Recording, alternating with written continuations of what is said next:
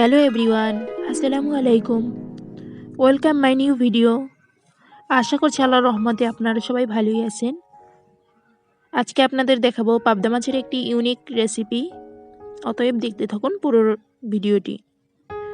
প্রথমে এখানে 7-8টার মতো টমেটো কেটে নিচ্ছি। একটা টমেটোকে 4 পিস করে যেভাবে হয় সেটাই কেটে নিয়েছি। এখন কিছুটা নতুন আলু ছিলে নিচ্ছি। এবার এটাকে রিং শেপ করে কেটে নিচ্ছি। দেখুন, আপনারা সাইজটা দেখলেই বুঝতে পেরেছেন তো কিভাবে কেটে নিয়েছি। এই তো সমস্ত আলুগুলোকে কেটে নিচ্ছি এবং কেটে ধুয়ে নিব। এখানে এই দেখুন পাবদা মাছগুলোকে আমি কেটে ধুয়ে পরিষ্কার করে নিয়েছি। এখন কিছুটা হলুদ গুঁড়ো, মরিচ গুঁড়ো, অল্প একটু লবণ, এই সব কিছু দিয়ে ভালোভাবে মেখে নিচ্ছি।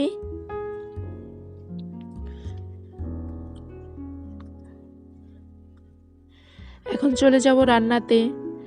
প্রথমে চুলায় একটা কড়াই বসিয়ে নিলাম, দিয়ে দিলাম কিছুটা সাদা তেল বা সয়াবিন তেল।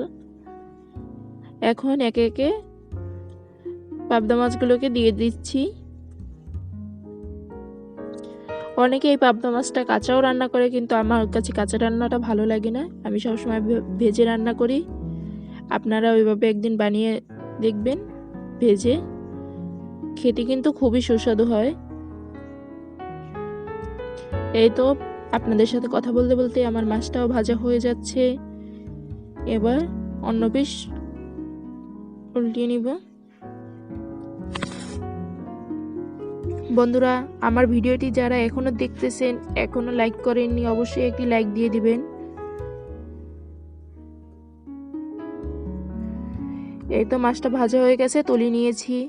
এখন চলে আসবো রান্নাতে। প্রথমে একটা চুলায় কড়াই বসিয়ে নিলাম, দিয়ে দিলাম কিছুটা সাদা তেল, পেঁয়াজ কুচি, আদা রসুন বাটা 1 চামচ। এবার সব উপকরণকে ভালোভাবে ভেজে নিচ্ছি। দিয়ে দিলাম 1.5 টেবিল চামচের মতো হলুদ গুঁড়ো, 1 চামচের মতো মরিচ গুঁড়ো, দিয়ে দিচ্ছি কিছুটা পানি, দিয়ে দিলাম 1 চামচ লবণ। এবার সব উপকরণকে ভালোভাবে কষিয়ে নিব তেল ছেড়ে আসা পর্যন্ত। এখন দিয়ে দিচ্ছি আগে থেকে কেটে রাখা টমেটোগুলোকে। এবার দিয়ে দিলাম 7-8টার মতো কাঁচামরিচ কুচি। এবার ভালোভাবে কষিয়ে নিব টমেটোগুলোকে। দিয়ে দিচ্ছি রাউন্ড শেপ করে কেটে রাখা আলু। এগুলোকেও ভালোভাবে কষিয়ে নিব বা ভেজে নিব। কিছুক্ষণ ঢাকনা দিয়ে ঢেকে অপেক্ষা করব।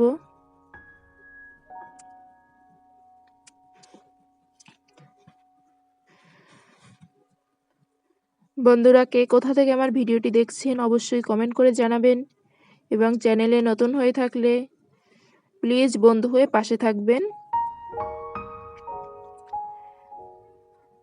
এই তো আমার কষানোটা হয়ে গেছে। এখন দিয়ে দিচ্ছি গরম পানি। তরকারিতে যদি আপনারা গরম পানি ব্যবহার করেন তাহলে কিন্তু সেই তরকারিটা খেতে খুবই ভালো হয় এবং দ্রুত সিদ্ধ হয়ে যায়। এবার পাবদা মাছগুলোকে দিয়ে দিলাম, কিছুক্ষণ ঢেকে রান্না করে নিয়েছি। এখন কিছুটা ধনিয়া পাতা দিয়ে দিলাম, আবার কিছুক্ষণ ঢাকনা দিয়ে ঢেকে দিচ্ছি। বন্ধুরা, এতক্ষণ যারা আমার ভিডিওটি দেখেছেন তাদেরকে অসংখ্য অসংখ্য ধন্যবাদ, এবং যারা এখনো একটি লাইক দেননি অবশ্যই একটি লাইক দিয়ে দিবেন এবং সাবস্ক্রাইব করে চ্যানেলটির পাশেই থাকবেন। এবং ফেসবুক থেকে যারা আমার ভিডিওটি দেখছেন অবশ্যই ফলো দিয়ে দিবেন। Thanks for watching. আল্লাহ হাফেজ।